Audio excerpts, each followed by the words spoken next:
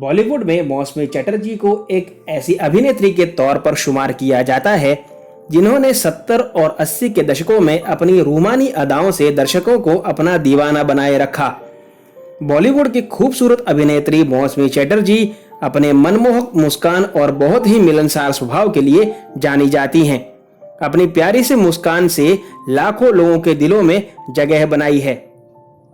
नमस्कार, फिल्मी तराना चैनल के एक और बेहतरीन एपिसोड में आप सभी का स्वागत है।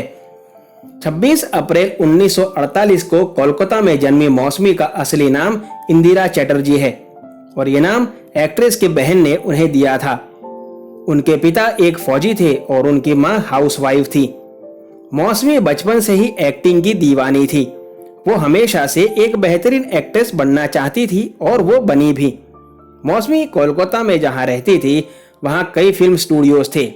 एक दिन मौसमी वहां से गुजर रही थी, तभी मौसमी पर उन दिनों के मशहूर फिल्म मेकर तरुण मजूमदार की नजर पड़ी और उन्होंने उसी वक्त मौसमी को अपने बंगाली फिल्म बालिका वधू के लिए चुन लिया।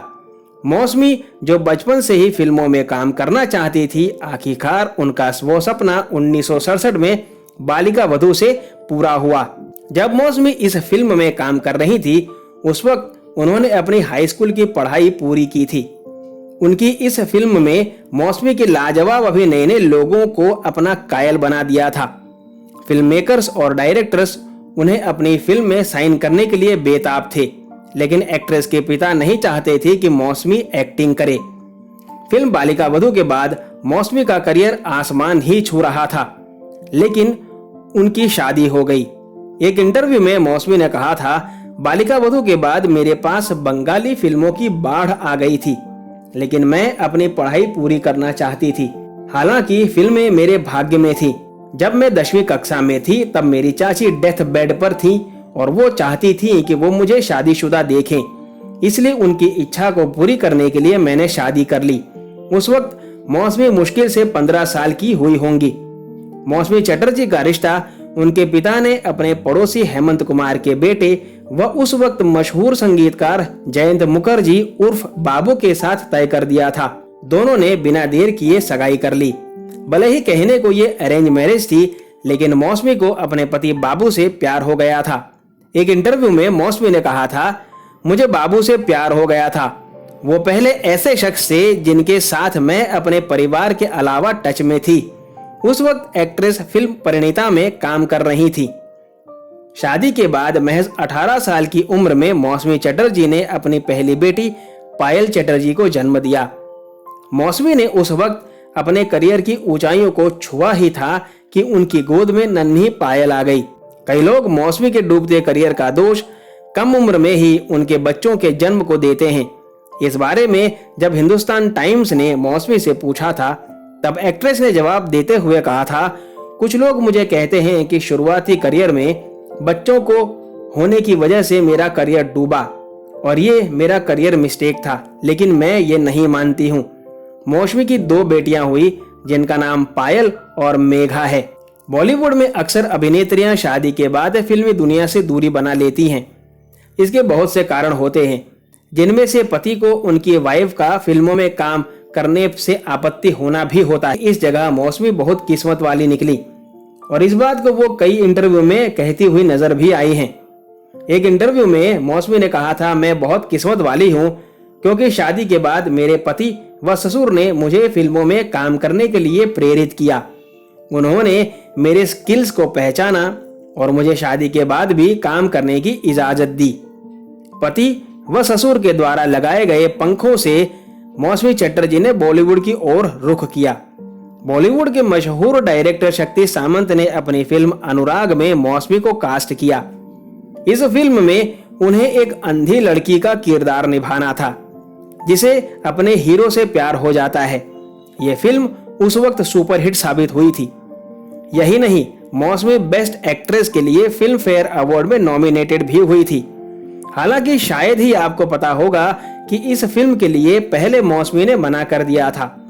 उन्हें लगता था कि वो बिना ट्रेनिंग के किसी अंधी लड़की का किरदार नहीं निभा पाएंगी, लेकिन मौसमी वाकई टैलेंटेड थी। उन्होंने बिना किसी ट्रेनिंग के एक अंधी लड़की का किरदार निभाया था। इस बारे में बात करते हुए मौसमी ने कहा था, चूंकि मेरे ससुर एक प्रसिद्ध फिल्म सेलिब्रिटी थे, कई फिल्मी हस्तियां हमारे घर में आती थी। उसमें से एक फिल्म निर्माता शक्ति सामंत थे, जिन्होंने मुझ पर अभिनय करने के लिए जोर दिया। शक्तिदा ने मुझे फिल्म अनुराग के लिए चुना, लेकिन मैंने मना कर दिया था।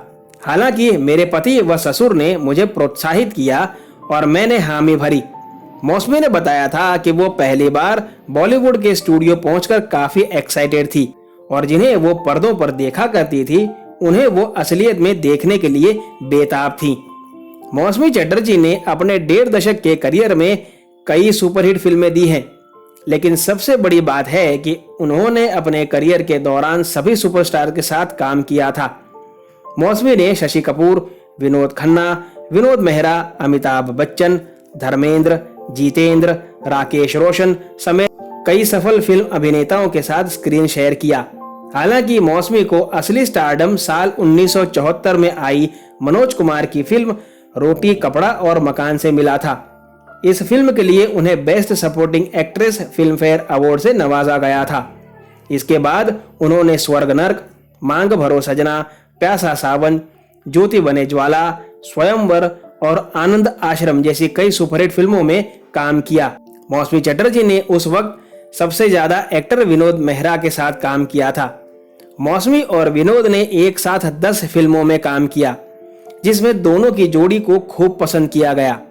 हिंदी फिल्मों में अपने टैलेंट का जलवा दिखाने के बाद मौसमी ने मराठी फिल्मों में भी काम किया, लेकिन धीरे धीरे मौसमी का करियर डूबने लगा और साल 1985 के बाद उन्हें फिल्मों में सपोर्टिंग रोल मिलने लगे।